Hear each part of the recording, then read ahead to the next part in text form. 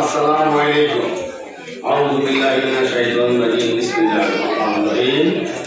আলহেরা মসজিদ সোসাইটি, আলহেরা হাফিজিয়া মাদ্রাসা ও আলহেরা নুরানি মাদ্রাসার সম্মানিত প্রতিষ্ঠাতা পরিচালক বিশিষ্ট আইনজীবী জনাব মোহাম্মদ আলম সাহেব, সভাপতি মোহাম্মদ জাহাঙ্গীর আলম এবং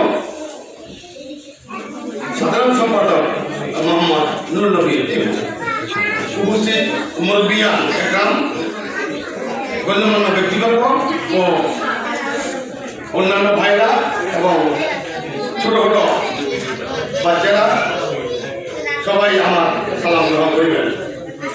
আপনাদের মূল্যবান সময় নষ্ট করে আপনার আলেরা হাতে দিয়া ও আলেরা নুরানি মাদ্রাসার উদ্বোধনী অনুষ্ঠানে উপস্থিত হওয়ায় সবাই আন্তরিক, আপনাদের সবাইকে জানাই আন্তরিক অভিনন্দন।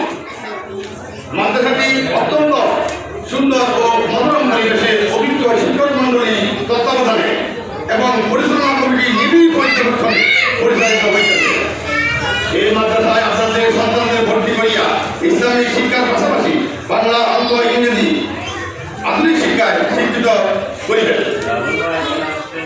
পরিশেষে আপনারা যেভাবে পারেন শ্রম দিয়ে, বুদ্ধি দিয়ে, পরামর্শ দিয়ে, অর্থ দিয়ে মাদ্রাসাটি সুন্দরভাবে পরিচালনা করার জন্য সর্বোত্তম